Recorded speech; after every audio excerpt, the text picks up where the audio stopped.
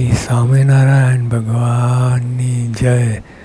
અક્ષર પુરુષોત્તમ મહારાજની જય. ગુણાતીતાન સ્વામી મહારાજની જય. પ્રમુખ સ્વામી મહારાજની જય. પ્રમુખ સ્વામી મહારાજ શતાબ્દી મહોત્સવની જય. સ્વામિનારાયણ હરે સ્વામી વાત કરી છે. જો રોટલા મળતા હોય તો આગો પાછો પગ જ ન ભરવો. સ્વામી ભગવાન ભજવા ઉપર તાન અને ભગવાન પાસે જવાય એવું જ કરવું.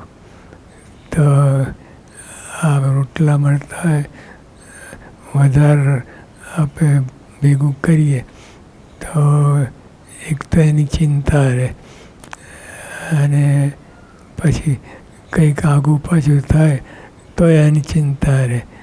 એટલે સ્વામી કહ્યું પ્રભુ ભજાય એટલું જ, એનાથી અધિક કાંઈ ન કરવું. જો રોટલા મળતા હોય તો આગો પાછો પગ જ ન ભરવો, ને જો ભરે તો દુઃખી થાય. જો એટલે સ્વામી આ મનુષ્ય દેહ મળ્યો છે અને એવો સંગ મળ્યો છે એટલે આપણે ભગવાન ભજવાય એવું જ આપણે સાધન ઊભું કરવું. એનાથી જરાય વધારે નહીં, કેમ કે એ બધા દુઃખનું કારણ છે. ને જો ભરે તો દુઃખી થાય. ને રોટલા તો સોતા રહે તો પણ મહારાજ સોડમાં દઈ જાય ને નીકળ દીધા હોય તે લઈ જાય. બધો ભગવાન ટૂંકમાં આપણે ખોરામાં દઈ જાય, નીકળ તો દીધા હોય પણ લઈ જાય. તો જો માપમાં બધું કરવું, ભગવાન ભજાય એટલું જ, વધારે પણ નહીં ઓછું પણ નહીં, એવું માપ કાઢી લેવું. અને એ તો બહુ અઘરું છે આજના જમાનામાં. પૈસાનો લોભ હોય એટલે થાય જ બધું, આ ગડબડ થાય અને મોક્ષ ખોરંબે પડે. જે મોક્ષ હોય ખરેખર હોય એ મહારાજ જે વાત કરી એ પ્રમાણે જ રહે. માટે દાળ રોટલા ખાઈને ભજન કરી લેવું. ટૂંકમાં ભજન કરવાની વાત આવી, પૈસા ભેગા કરવાની વાત ના આવી. પણ આપણને એવી વૃત્તિ રહે છે જ. જરાક અંતરમાં લોભ હોય તો બધું જાગે. થોડું થોડું થોડું કરતાં બધું ઢગલો થઈ જાય પછી દુઃખી થાય. માટે દાળ રોટલા ખાઈને ભજન કરી લેવું.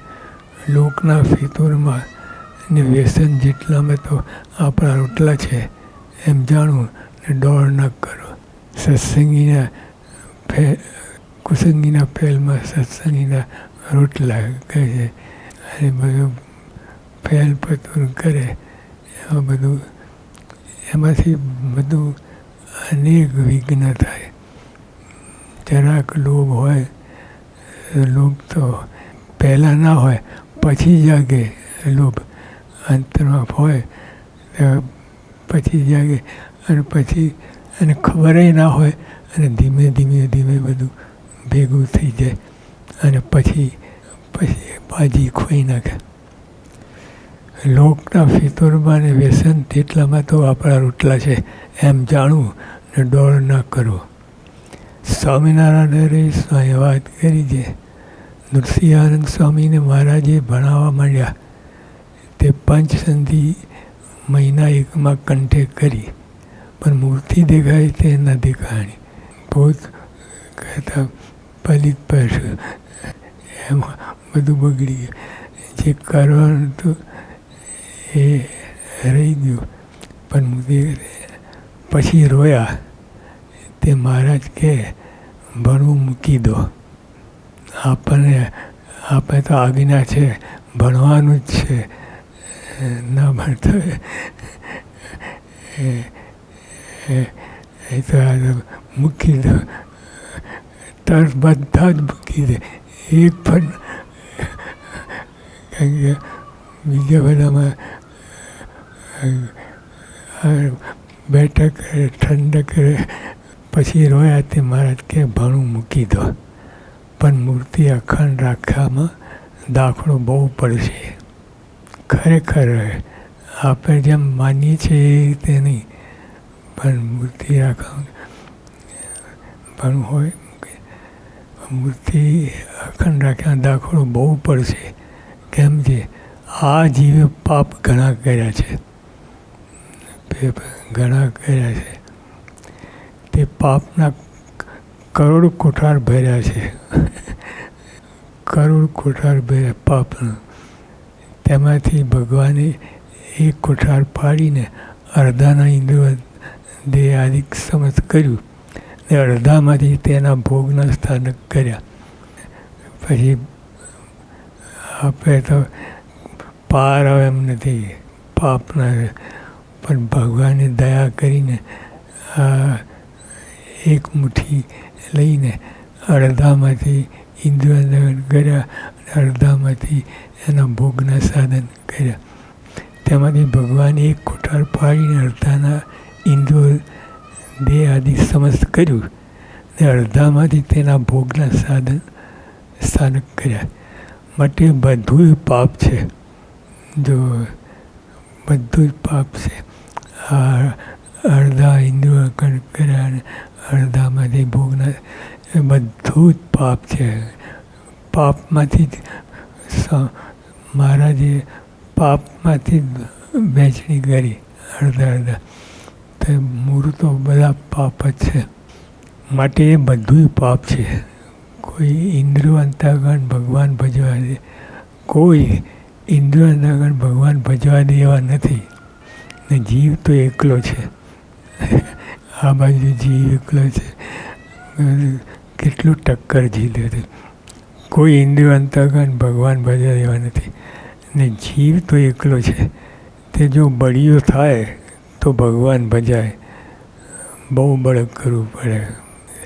આપણે જે રીતે ભજીએ છીએ એની વાત નથી.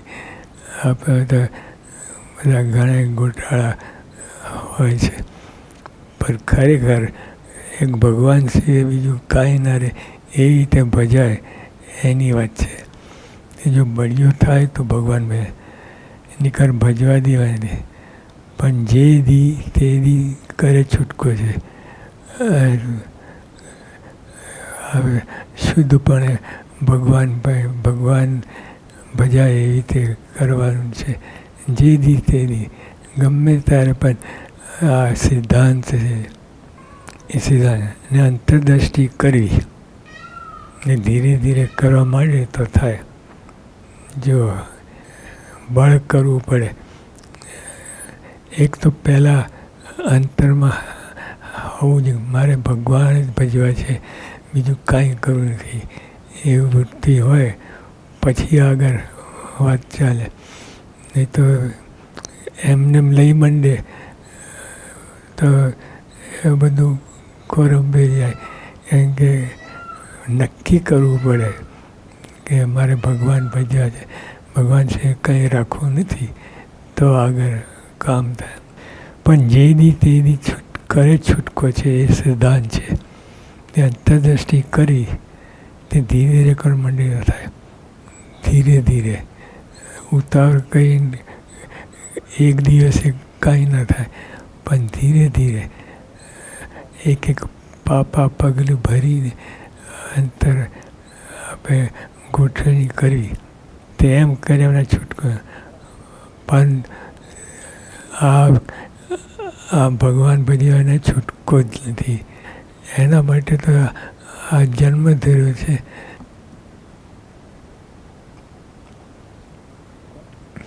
તે ધીરે ધીરે કર્મંડિત થાય. ધીરે ધીરે પાપા પગલી કરી તો થાય. અને એ કર્યાનો છૂટકો પણ નથી. મનુષ્ય આપણે ધીરે ધીરે વધે બે કામ, એક તો અક્ષરરૂપ થવું અને ભગવાન ભજવાય એ કરવાનું છે. મનુષ્ય દેહનું સાર્થકપણું જ આમાં છે. ના કરીએ તો ભગવાન આવો મનુષ્ય દેહ મળ્યો, આવી પ્રાપ્તિ થઈ, આવા ભગવાન સંત મળ્યા, અને પછી આ કાંઈ ના કરીએ અને તો અનંત જન્મ તો ધર્યા છે આપણે, અનંત જન્મમાં એને જ કૂટડા કર્યા છે, તો પછી એમાં એ ચક્રમાં પડવું તો એ ક્યાંનો ન્યાય. એટલે આપણે ખાસ કરીને ભગવાન ભજવાની વાત છે. ગમે એમ કરીને ભગવાન ભજાય એવું બધું કરવું. સદાનંદ સ્વામી મહારાજની જય.